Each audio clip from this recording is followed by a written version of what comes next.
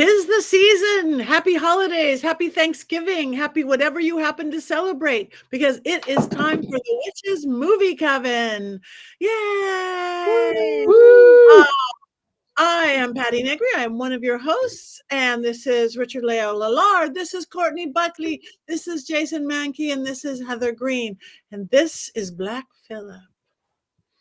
I think we should do all our check-ins later, but we do want to wish everybody a happy holidays, happy Thanksgiving if you're celebrating that, or Native American Heritage Day, or just eating turkey because it's the one time a year that you eat turkey, like myself.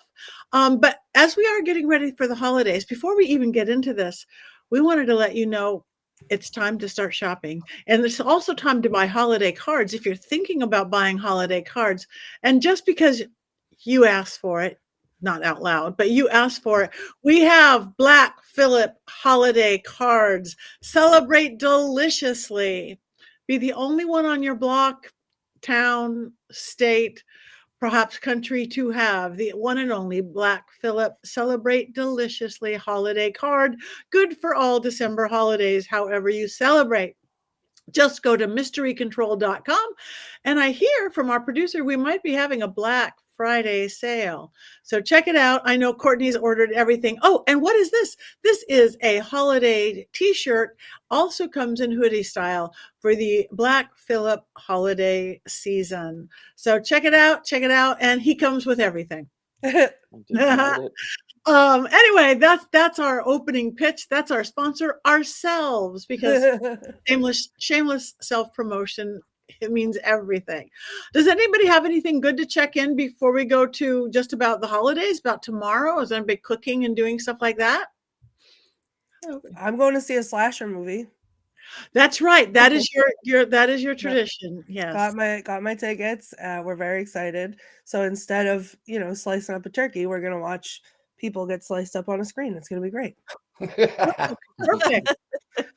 Because, torture him and then kill him. That's my favorite thing. So that's the shirt.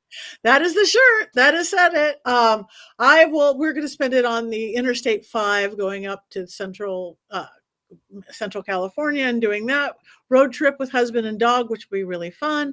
And then I believe we will have turkey when we arrive at his sister's house. So Jason is cooking 45 different dishes. Is Jason cooking 45 different dishes? I think it's just 7 or 8. I think that's all there is. But I do most of the Thanksgiving cooking. My wife bakes pies, which are done, and the house smells delicious, but I can't eat them till tomorrow. But everything else is all me. Turkey, mashed potatoes, mostly all from scratch. So I'm very excited. It's one of my favorite holidays. It's a tasty one. Heather, anything special about Thanksgiving? Yeah, we do the big Thanksgiving dinner too, and I do most of the cooking with my partner does the turkey. Unfortunately, he is ill, and so I'm going to have to step in and help him. But he does we smoke a turkey. It's delicious. We bake pies. We do all of the tradition, and we have the kids back and parents over, and then we read poetry, and that's our big Thanksgiving. So we're looking forward to a fun day, and it kind of is our launch for the holiday season and the Yuletide. So it becomes our day one for. It's very nice for the season. And speaking of poetry, at the end, perhaps you can give us a nice Thanksgiving poem, since that is your tradition. Well, we will see how well you guys do with the whiz here. Okay. We'll see.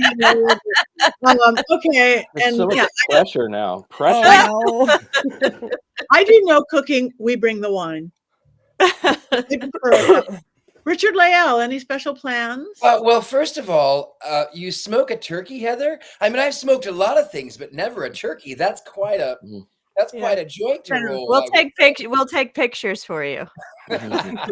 No, I'm going to be spending my Thanksgiving doing absolutely nothing, which is the best thing for me. I might go for a drive. I got my car back from the auto mechanic. I got to tell you, these New Orleans streets are not good on any car, much less an antique. So I got my car back, but who knows how long I'll have it. So I guess I'll be thankful that I have it for the week. And then I will be doing a crossroads ceremony with some friends in the evening, just sort of a well wishing for my friend, for blessings to come, thankful for that, and that's all there is. Well, Beautiful. Richard-Lael, if you are around during the day and have nothing to do and want to be thankful for our friendship, we could hang out and do something. I would love to do that. I mean, we'll have to do a video conference. Yeah, we could do that. Or I could just maybe we'll televise it. I don't know. That could be fun. Ooh. I mean, Thanksgiving gathering. I like that. All right. Well, let's get on to this week's movie. It is The Wiz, 1978. Diana Ross, Michael Jackson. I can to tell you, I never watched it in my entire life until last night. I don't know how I missed it. I don't know where I was in 1978, but it is The Wiz. Before we go on to Heather and all her beautiful academic knowledge of such, Richard-Lael, do you have your completely unbiased? I do have a completely unbiased story to tell. Though you did mention two really big names, Diana Ross and Michael Jackson, you failed to mention the most famous name, Rob Cohen, who is associated with this one, but not our producer, Rob Cohen. Oh. Just by the way, it's just another. I went, wait, I had to rewind it. Did that say Rob Cohen? It did say Rob Cohen. It is, of course, associated with this. So it is a retelling, an imaginative retelling of L. Frank Baum's timeless classic, The Wizard of Oz. And then there's some little loose homages to the 1939 film, but it is all a brand new creation. In fact, it stars a 23-year-old Diana Ross, who is not an 11-year-old girl, and she's a school teacher. She's in New York City because, of course, she is. They wanted to appeal to people of color, so of course she's in New York City, and people of color never farm in the Midwest ever at all. But anyway, they're in New York City, and Toto is this. I don't want to say that word, but Toto likes to inflict harm upon himself and runs out into a blizzard after the most dreadful opening of. Why is she afraid? You don't really know. She's a kindergarten teacher, but I mean, having worked with children, I can kind of understand why one would be afraid. Anyway, so she runs out to catch Toto in this blizzard and is accosted by a tornado in Manhattan. You know, it's like the lava earthquakes that happen in Manhattan all the time. Like, these things happen. So she's swept away into the dreadful, dreary suburban world of Oz, where, of course, Miss Piggy plays. Oh, that was a different film, wasn't it? Had to go there. She lands kerplunk right in this dreadful sort of scene where all of the munchkins have been turned into graffiti by this witch, but she doesn't have a house to drop on them. So she crashes through a sign and lands in a sandbox in this sort of rundown gym. What is it called? Like children play in it, like a park. Playground. Anyway, she's there. The person comes down who's supposed to be the good witch, but she comes down on an elevator because, as Glenda said, not everyone. Was it Glenda? Yes, Glenda. As Glenda said, not everyone floats in a bubble. So she comes down at the elevator, and then there's another useless song. It doesn't give her any information, and she has to go off to meet the wizard. Another useless song. And then the first person she meets, she actually meets the Scarecrow, played by the famous Michael Jackson. And unfortunately for the Scarecrow, he is being accosted by a bunch of crows named Jim. And who are taking a break from teasing Dumbo. And then you have this pop singer, and he's obviously one of the greatest performers of all time. And what better way to showcase his talent but having him stuck on a pole? And so of course, they go off to see the wizard in this incredibly wide shot, like way too wide shot from behind. Of course they are. And then, of course, they go off to, I can't remember now which one comes first. Oh, yeah, I can. They go to the New York Public Library where, of course, where are you going to meet a lion in New York City? Of course, you're going to meet it at the New York Public Library. And then, of course, they go follow the Yellow Brick Road through Brooklyn, and it ends up by being at Coney Island, where they meet the Tin Man, who is the most annoying character in the entire film. And his cry was something along the lines of, oh, goodness, I can't remember. Tee-hee. I don't remember, but it was awful. And anyway, so he's, of course, being sat on by his animatronic wife. And he is the most uncomfortable position because he's a cushion. And it's not a very comfortable cushion. And then they end up by taking the subway, which is terrifying enough. I have taken those subways, okay? It is terrifying. And then because they're being imaginative, trash cans come alive. Ooh, scary. And of course, they lean heavily into all of the tropes. The cowardly lion saves everybody. And of course, the scarecrow has thought all of the plans all the way through. And the Tin Man, he does that weird crying thing. And then they get to Oz, which is the World Trade Center. And they're all dancing this useless, weird number. They don't have any homes or anything. They just live right there at the World Trade Center. And they sing about the color green until the Oz, who is in the World Trade Center, decides that it's the color red, which doesn't make any sense. And then they end up by meeting the powerful wizard. And of course, they give it away straight away that he is, of course, just a man who is a failed casino owner in Atlantic City. He's basically the Black Donald Trump. Oh, boom.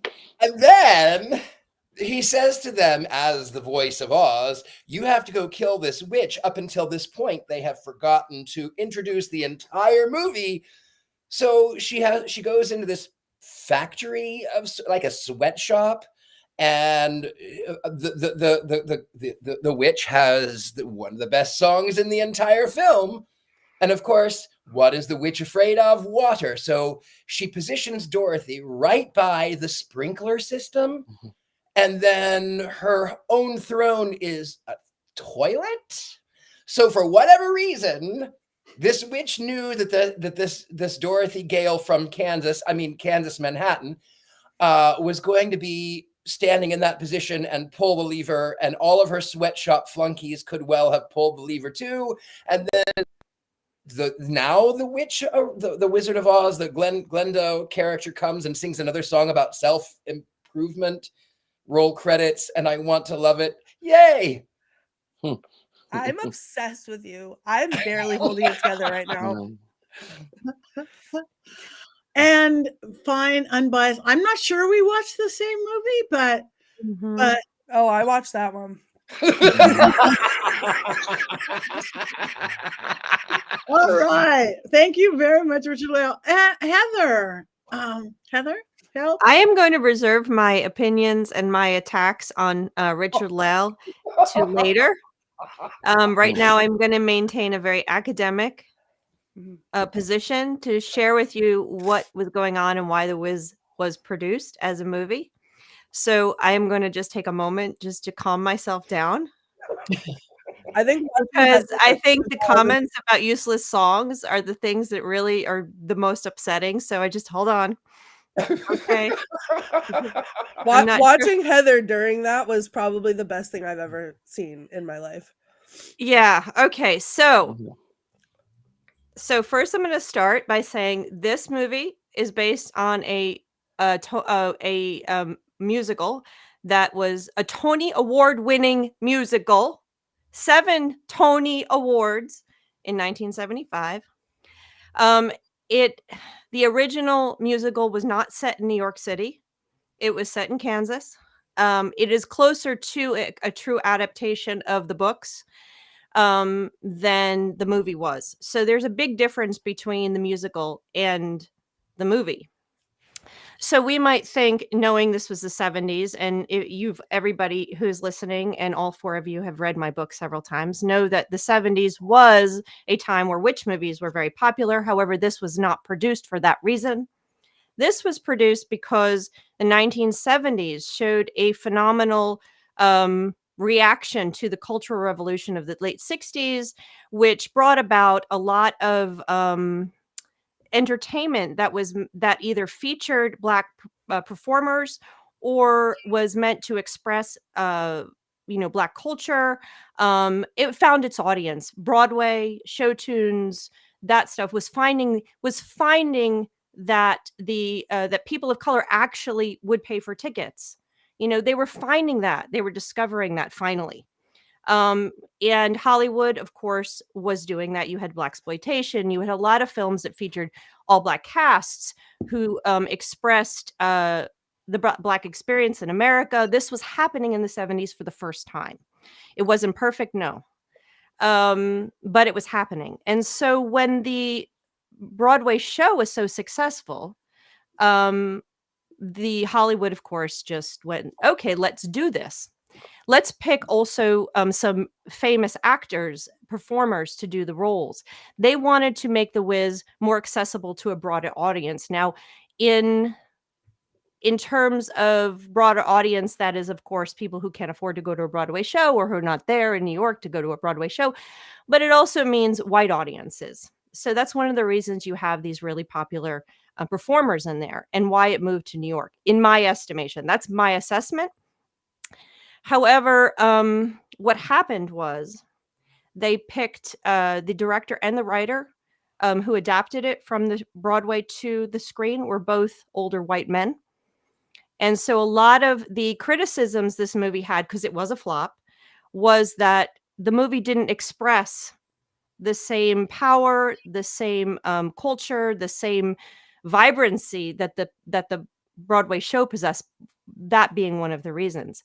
It also was criticized for being overdone. Of course, Dorothy was criticized. Why is she 27 years old?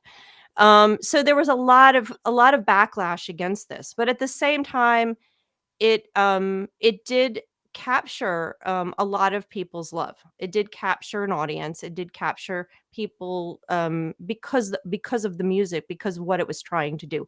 However, I do like to turn to, whenever I talk about this movie, Donald Bogle and other academics who are people of color, because we don't have the same reaction as people who are part of that culture, seeing it differently. And that's important. And he did point out, he's a professor of film and PhD, all the things, and as well as being a person of color. He said that this movie actually killed Hollywood's interest in all Black casts, and because it was such a failure. Hollywood said, no, we're not going to do this. It's not going to make money. And it wasn't until Spike Lee came in the 80s that Hollywood renewed its interest. So I think it has a moment. It wasn't made because it's a witch film, but it actually happened during the witch craze of the 70s. And it has a lot of things. There's so much I could talk about with regards to witches. There's so many things to talk about, regardless of whether it's a good film or not. And I'll react to that later as I calm down and kind of get my thoughts together. Part of me still reeling from Richard-Lael's moments. Yeah. I'm just going to leave it there. Okay. Thank you very much. Okay, on that note, who wants to go first? Courtney? That's me. So I had never seen this movie before today, and I got out of work early, and I thought, instead of waiting to the very last minute, I'm just going to lay down and watch it on the TV. And I put it on, and as I was putting it on, I saw the runtime, which was 2 hours and 14 minutes. And you guys know I love to hex people, and I was scribbling on a piece of paper, like my little notepad that I take my notes on. I was starting to write Witch's Movie Coven, because I was going to do a hex. And then I turned it on, and I got about 10 minutes into it and fell asleep, I think, in self-defense. So then I came back and I had to rewatch it, or start to rewatch it later. So full disclosure, I did not watch the full movie. I got about halfway through. Also, full disclosure, I'm not a fan of The Wizard of Oz to begin with. But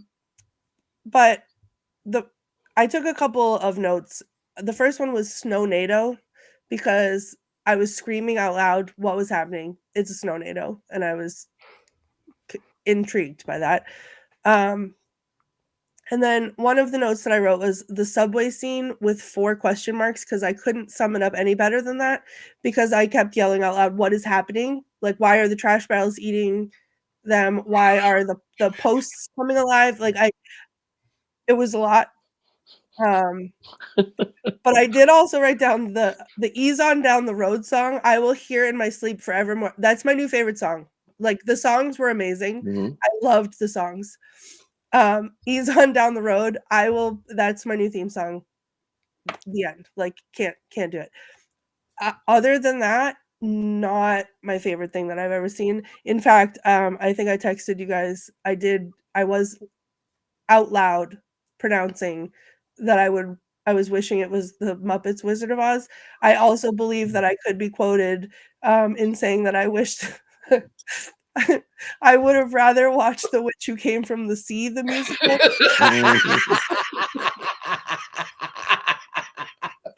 You are not getting a poem. I love you so much, and I kept the whole time I was watching it. I was like, "I'm so sorry, Heather. I'm so sorry." So, but I mean, I did find something positive to say. The songs were great. Every time I see Heather like holding her hands, I think it's to hold them so she doesn't strangle anyone through the screen, because it just feels like that's going to happen. Can I just real quick, Chad? First of all, Chad, you should probably have been on tonight instead of me, because you have a lot more to say about this than I do. But also the angry fighting trees. Yeah, I don't like that either. I think it's crazy. That's a great point. Thank you, Chad. I'm not a fan of the Wizard. I think this would have been a lot different if I was a fan of the Wizard of Oz, and I'm just not. So I don't think I'm qualified to offer an opinion. Courtney. Yeah. Okay, thank you I'm very much. With you on. All right. Well, my little head is there, so I guess I will go next. I liked it. I had never seen it before. I am the world's biggest fan of Wizard of Oz, the original one. I mean, it's still one of my all-time favorite movies, period, end of story. And I don't know why I didn't see this one. And it really seems very much of the decade for me. I have a dance background, and I was a dancer when I was young, and I loved seeing the dancing, that whatever that weird style was, not Fosse, post Fosse, but it was this, not even necessarily a black, it was just this, and I just loved it. Towards the end, when they took off those funny outfits and they were in their little white underwear, that was so beautiful. It was a ballet type dance, and there was so many people. And I know in '78 they weren't making them on AI; they were real people, and it was just breathtaking to me. I do think the acting was a little weird, maybe because it was a Broadway play turned to whatever. It just seemed pushed. Everything seemed pushed. Even some of the musicality, but I mean, there's Lena Horne. There is all these amazing people, and I too love the music, but it's like, maybe the songs could have been one verse less just for the whole thing of the movie. But basically it was so 70s. Michael Jackson was young then, really young, but they could have done his makeup better, because it just looked like this plastic prosthetic thing was going to fall off. And he was too cute to be that not too cute of a. And I will tell you, though, the good thing about having Michael Jackson in this film at this point is that he was the right color in 1978 to be in that film. Exactly. He was still black. Yes, he was. And I like how they played with, again, I'm not compared to the book, but to the movie, what they did with the costuming and everything else, making it different. So I thoroughly enjoyed it. Just thought it was a little too pushed, a little too long. One verse less on any of the songs in itself could have taken off 15 minutes. And but I thought it was, for its day, again, 78. That's what, 45 years ago. That's pretty amazing.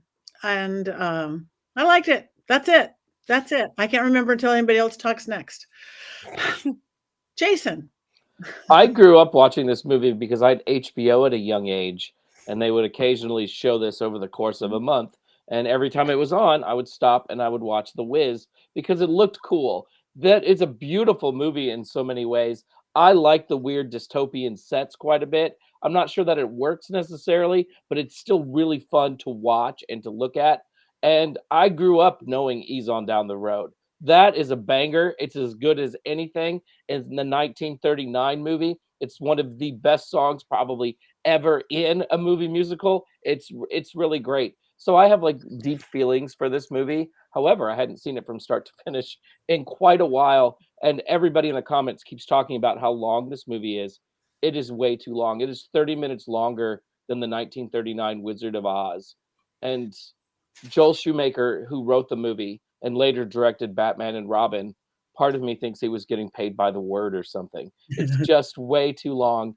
And I wish they had not taken the liberties that they did and really had based it on the musical instead of rewriting the entire script, which was what Schumacher did. He threw everything else out. All they kept were the characters, obviously, and some of the characters are actually from the Broadway production, but they changed all the lines, all of that. And that's a real shame because I think it would have been a better, more solid movie had they not made some of those changes. Even though, as I said, I sort of like dystopian New York City.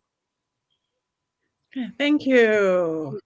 I'm going to jump in here, and I think, I agree with Jason. I think they should have stayed closer to the actual musical. But my theory is, and I would love to find the documents of why they changed it so much. My theory is because of this idea that they had to make it more not accessible. That's the wrong word. They had to appeal to a broader audience, which included white folk who were not going to accept just a remake of The Wizard of Oz, which is this beloved thing, where there would have been a negative reaction to that, and I'm hitting on a racism there. There would have been this negative reaction of this just redoing something like that, which it isn't.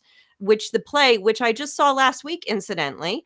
There is going to be a revival on Broadway starting in April of next year, and the cast that I saw is going to Broadway. It was phenomenal. It was obviously upgraded to some degree for current audiences with jokes and stuff. It was a barrel of laughs. It was poignant. It was fun.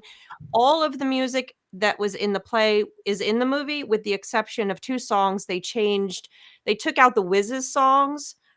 Because Richard Pryor is not a song, they weren't gonna make Richard Pryor sing. They made the Wiz Richard Pryor. It was just Richard Pryor. So they changed the Wiz character a bit. But it was phenomenal. So if you're in if you see the tour, or if you can get to Broadway and see the revival of it, it is so much fun. It is so well done. The cast is absolutely phenomenal.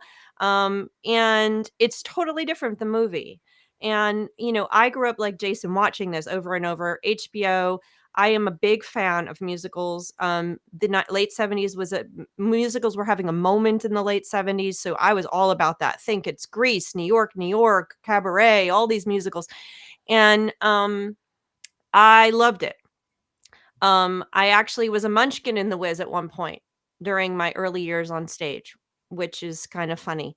But we won't go there. And I have always loved it. And I loved it because of the music, because I am such a huge show tune fan. I'm such a huge musical fan. And like Patti, a huge Wizard of Oz fan. So there was nothing this movie could do that was wrong when I was younger, except I grew up in urban New York Metro. So the scene in the subway scared me. Like literally viscerally scared me. And it scared me more than the trees, because I didn't see trees. I didn't grow up in the country. I grew up in that environment, in New York City environment. So it was real to me. But I love this musical for reasons that it's just part of my growing up, because I love musicals, because it's brilliant. It's a point in time.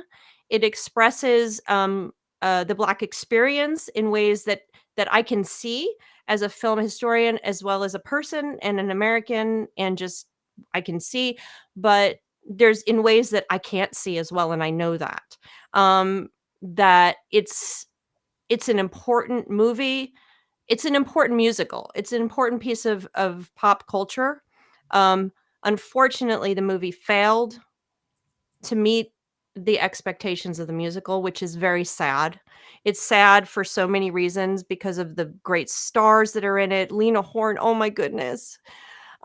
She's such an amazing actress, and she was with the Star Babies. That's my biggest what are those floating Star Babies? I didn't like the Star Babies. They looked like they were being tortured. So, as a kid, I was like, I loved the whole thing. I didn't care. I hated the Lion, Be a Lion song because there's a point where the movie does slow down. And as a kid, I was like, okay, whatever, Be a Lion.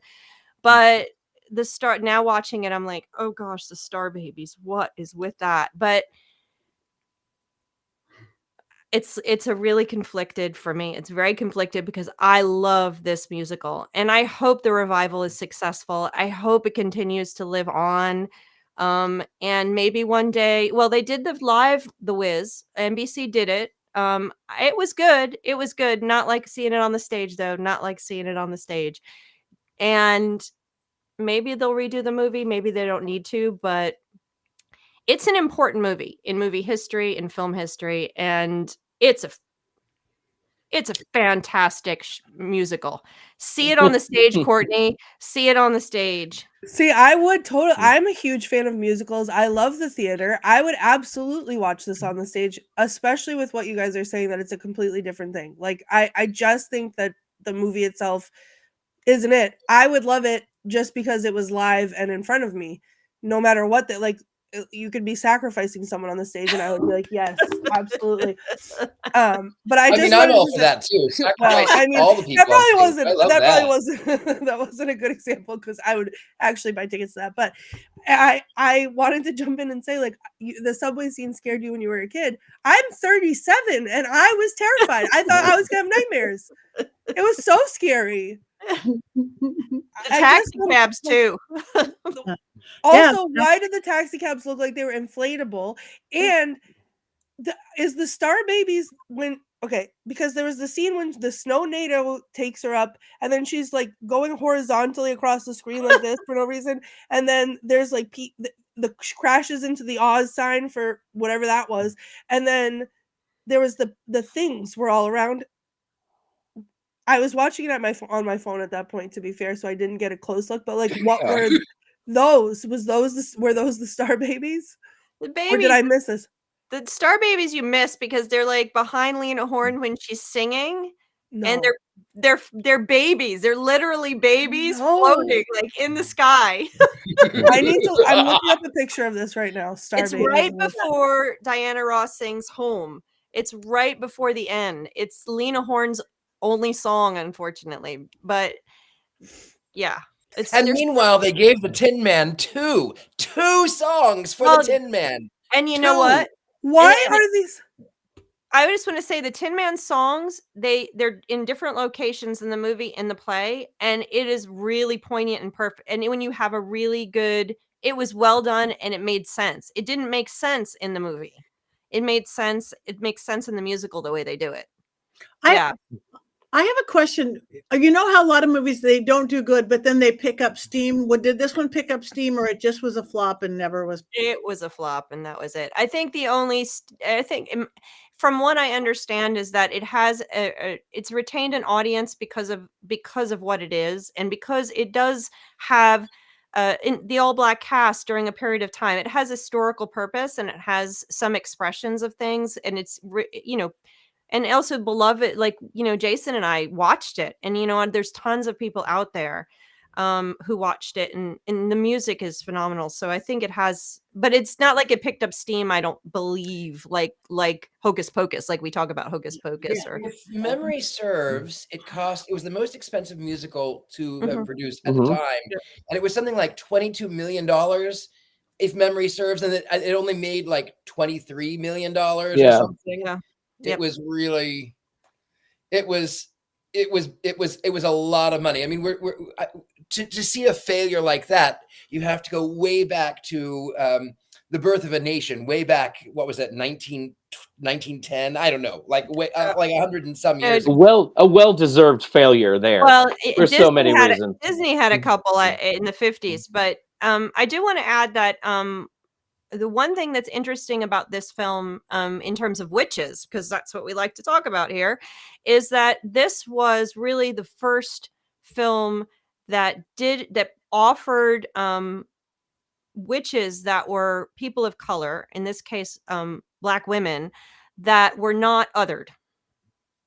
So when and I talk about that in my book, I talk about othering throughout my book in terms of types of people, whether it's by race or by ethnicity or by country of origin.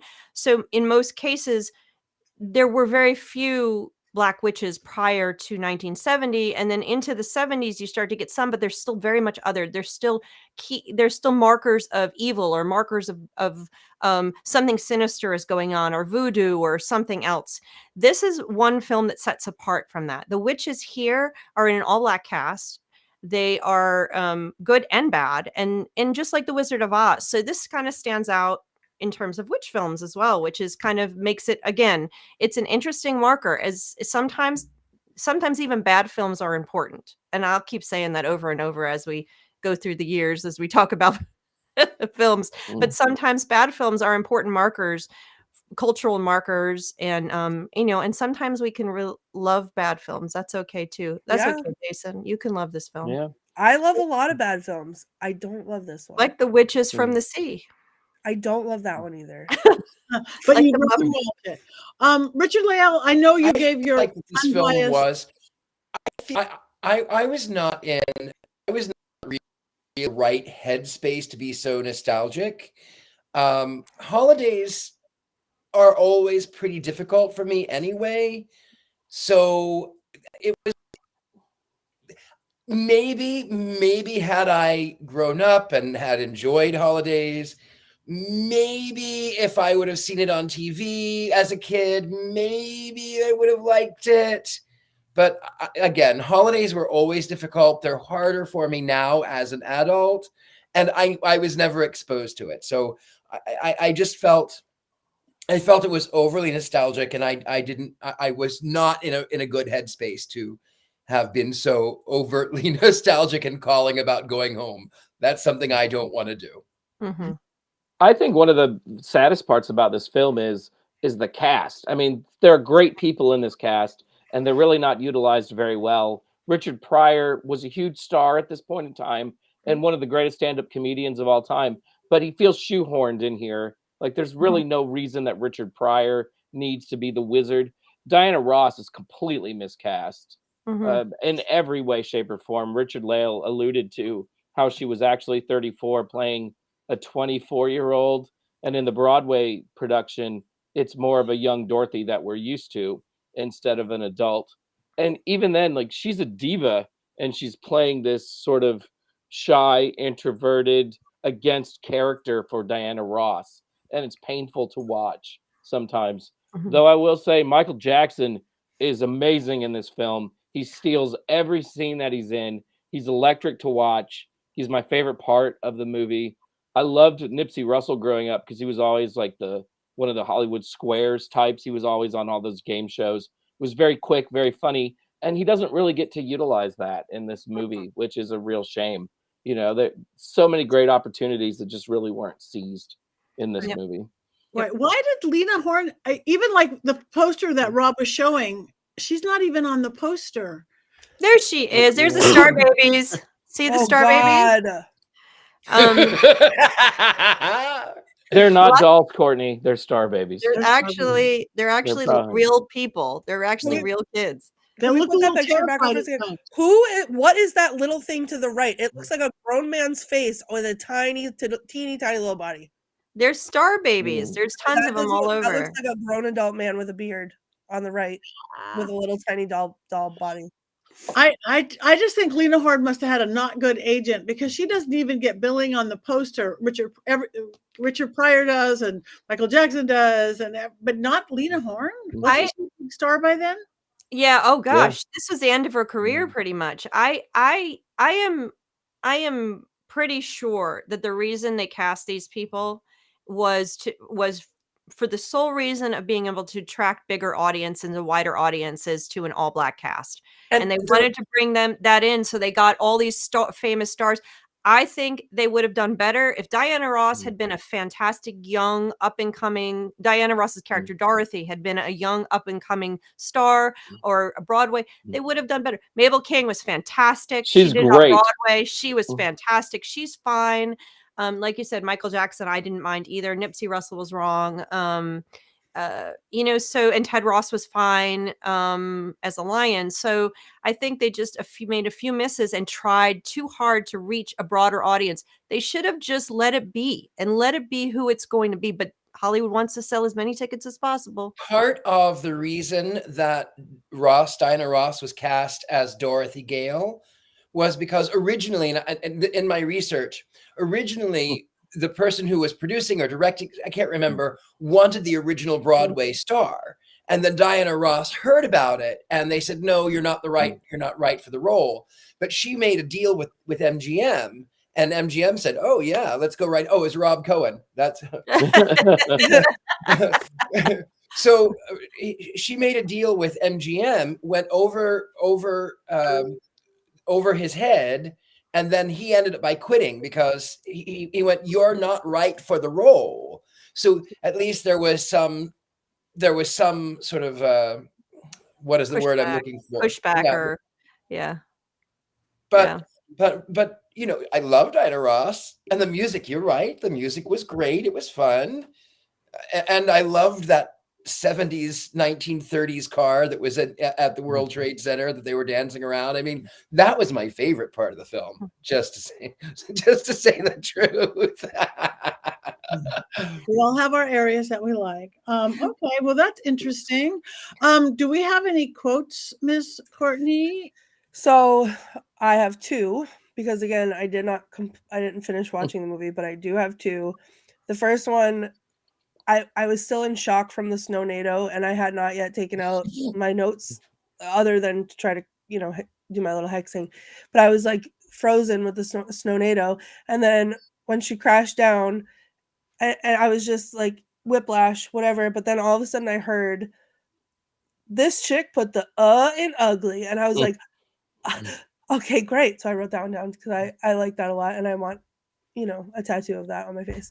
And then the only other one, I laughed out loud. The Tin Man said, the genius who created me only took care of my dashing good looks, my razor sharp wit, and my irresistible attraction to the wrong woman. And I thought that was pretty good.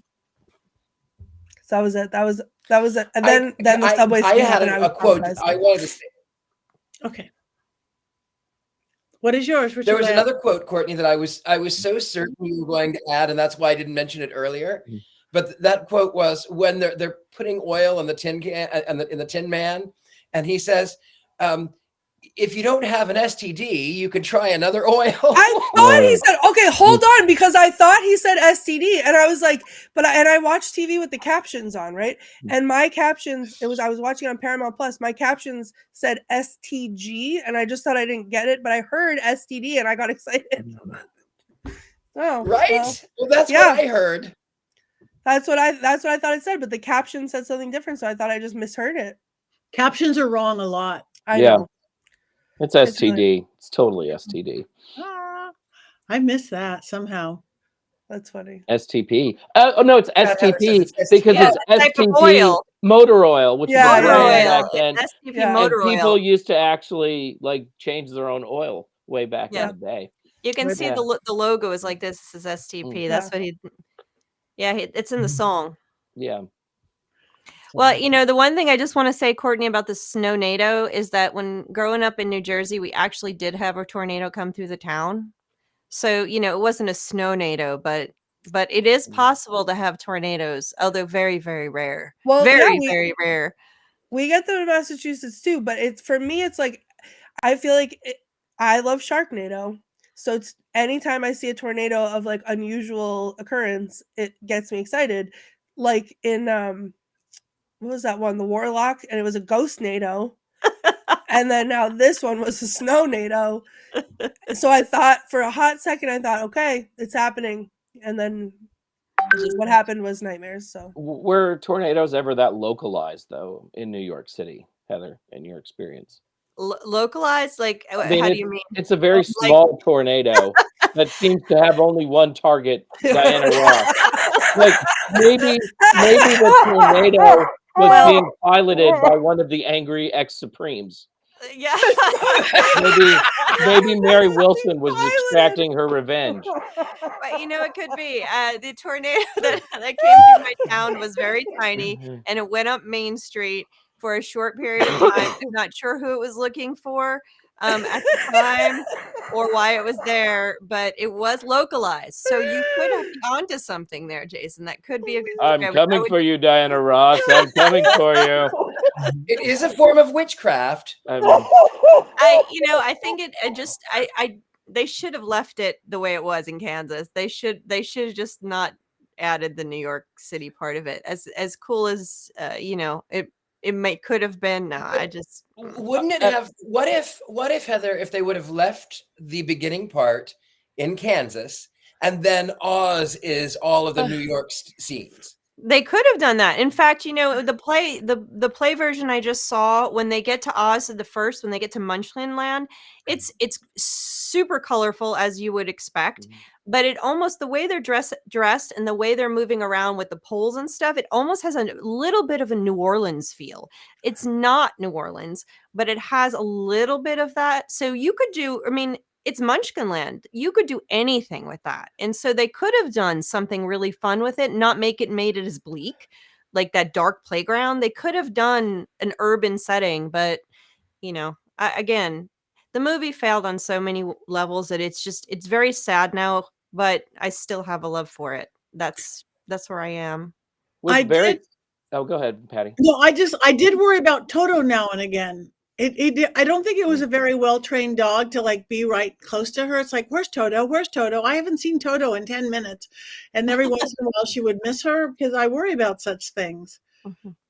Jason, I need you to know that I will never recover from the targeted tornado that's being piloted by something else. I can't. I don't know if everybody saw, I'm sure he did, that I just literally almost died. I couldn't breathe. I was laughing. Courtney, I just want you to know that's my Thanksgiving gift to you this holiday season. It is. When we go around and say what we're thankful for, that is number one on my list. Thank you. I get that a lot from people. I really do. I imagine.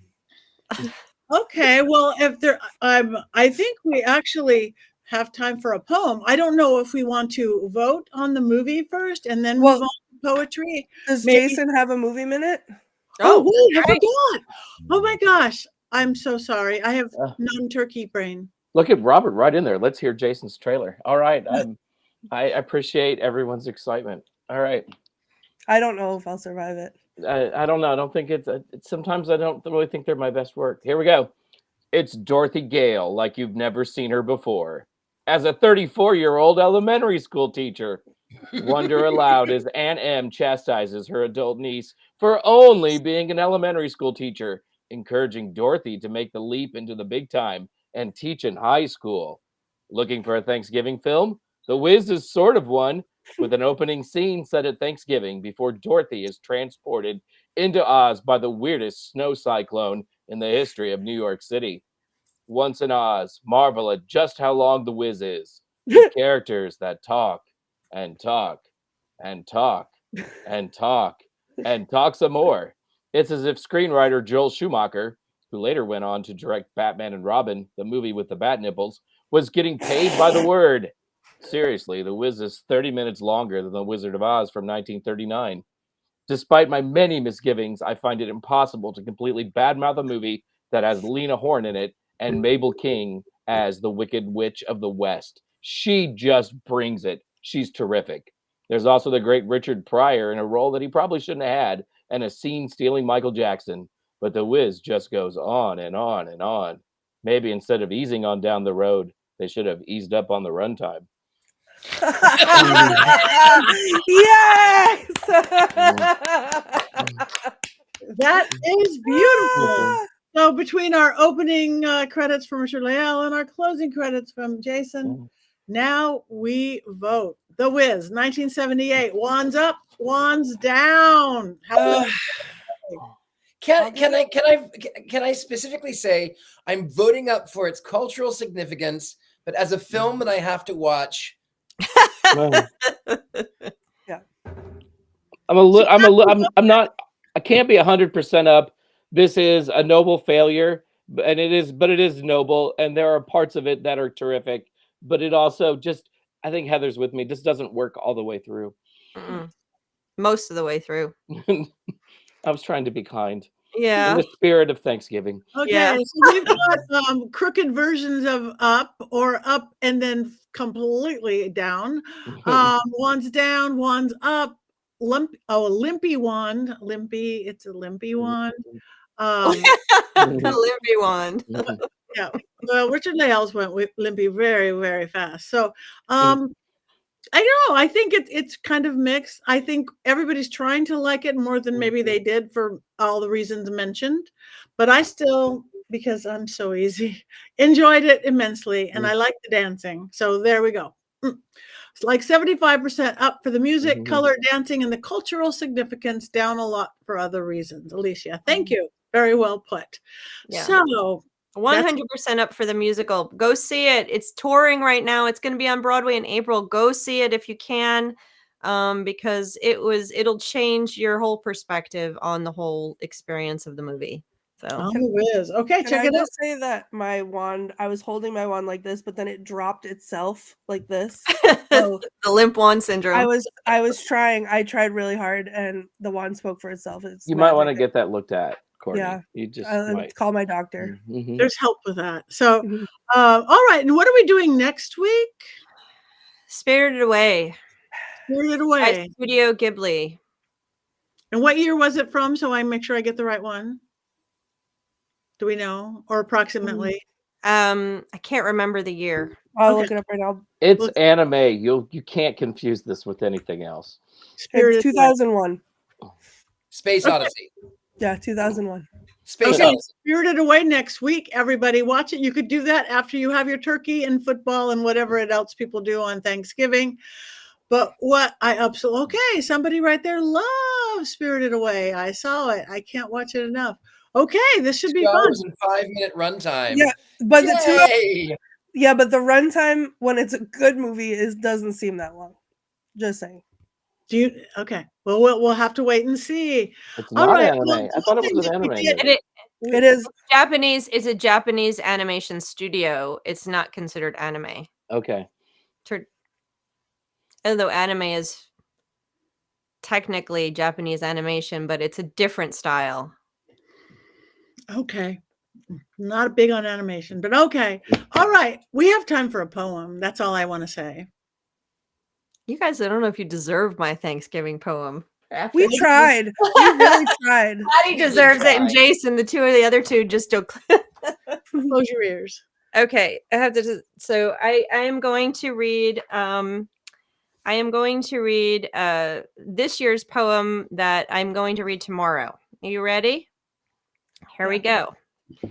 In the darkness, a hush. In the light, a laugh. A voice that ebbs and flows through memory, enwrapping and encircling the heart. A voice that is a beacon, a lifeboat of prayer, and a hope positioned at any port. That is family. In the morning, comfort. In the evening, once again, a face carved by its own story, both eternal and alive, draped in warmth and enriched by experience, a face that is a painting, a tale, with a powerful knowing of who you are and where you might be going. That is family. In a moment, rage. In another, frustration. A longing wrapped in anger, seething in sadness, and fueled by the heavy chains of expectations. A longing that dances with the vigor of youth and the tempers with time, with calm and with patience. That is family. In birth, an infant's promise, and death, a memory, a cycle that is never ending, ever growing, etching a legacy that sits as an albatross on our backs. A legacy that we defend, we deny, we resign ourselves to owning memories that stretch beyond our grasp. That is family. At the table, a meal, together, a wish. That the voices never fade, lighting the dark. That the faces hold our tales, knowing our truth. That the longing sets us free, but brings us back home. That the legacy is always overflowing, never forgotten, no matter how far we roam. That is family. that was beautiful. Beautiful. Thank you.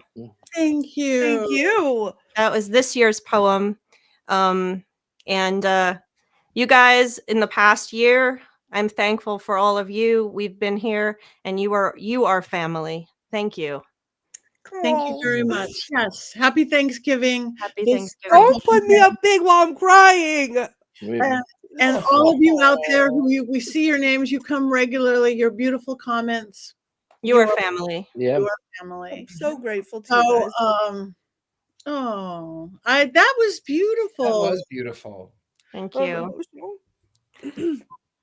I love writing the poems. I have to get in the zone, and that's been our tradition now for a few years. And so we share. People either read a poem, or they write a poem, and we get all kinds of different things from everybody. And it's just a fun, and some of them are funny, some of them are emotionals. It's just awesome. So it's a good tradition. Beautiful tradition. I actually have a poem. Okay. Especially for this occasion. I just wrote it right now. The whiz is over. Thank Royal Dover. I went to church. The priest's name was Bendover. I don't have any more rhymes because I'm out of times. Yay! Heartfelt and beautiful. Heartfelt and beautiful, Richard-Lael. I really thought it was going to start with "There Once Was a Man from Nantucket." So I'm glad. No, I started that one last week. Oh, that's right. That's where I heard it. All right. It's a family show. All right, everybody, talk about anything that you have coming up that anybody wants to talk about upcoming in the next bit, where they can see you, or anything you want anybody to know. No? I did write Llewellyn's Little Book of Yule. As you can see, I already have my hat on. I already am wearing yet another Krampus t-shirt because he is the reason for the season. I am obsessed with this time of year. It is my favorite. If you love Yule and you find me funny at all, you might enjoy this book. No, you'll enjoy this book. Yeah. Everything rhymes. Beautiful. Okay. Well, again, probably all of us are having a week or so off for it because this is a family holiday. If anybody wants to be in the Dallas, Texas area, December 9th, I will be at the Old Park Hotel doing a public ghost tour and stay over if you want to join my partner in Paraflix, Natalie, with myself. And in January, I'm going to be at Hanover Tavern Heracon, which is a fundraiser for Hanover Tavern. So like us all, follow us all, look at us on social media and our websites, go to our YouTube page, go to all of our pages, and then make sure you go to Mystery Control, because in Mystery Control, you could have a pillow with Richard-Lael's face on it. Here it comes. Here it comes. There you go. And wearing Patty's power pants. You can have power panties, Richard-Lael's face. You could have Bro Witch shoes designed by Jason. You could have so much magic. Oh, yeah. Oh, right there. You are our best model there. There is. And then it keeps coming. My whole wardrobe. You must have a really big closet, Courtney. I have a really big laundry pile, and every time I need something new, I order it on mysterycontrol.com instead of cleaning it. So I just have a pile of dirty clothes, and I have to get new ones because I'm. So that's where the tears are coming from. Yeah. Here's the card. Oh, I can't wait for this. You could have this. You could be the only one on your block to send "Celebrate Deliciously." Have people ask, and that guy comes with everything. And I didn't mind it. So no, not bad at all. So you guys, Mystery Control, and for Black Friday, code Patti, P-A-T-T-I, 25% off everything on Mystery Control. We are practically giving it away. So check it out. Like us, follow us, celebrate Thanksgiving, whether it's on the Thursday date. Every day it's about thankfulness, you guys. If we incorporate that into our life, guess what? Our life gets better just for the appreciation and thankfulness of it. So my wish for everybody is for you guys to sit back and just appreciate everything you do have in your life. Yeah. That's lovely. Mhm. Anybody else before we? It's time. One day. A Thanksgiving cackle. Should we gobble? Yes. Yes, I've Okay. never goggled in public, Mm, so Well, why first not? time for everything. let's get And it you guys started. out there, you have to do it with us, because if we look weird to anybody in our households, you have to look weird to anybody in your households. They're getting used to the cackle, so now we have to shock them with the gobble. Okay, Mm. 1, 2, 3.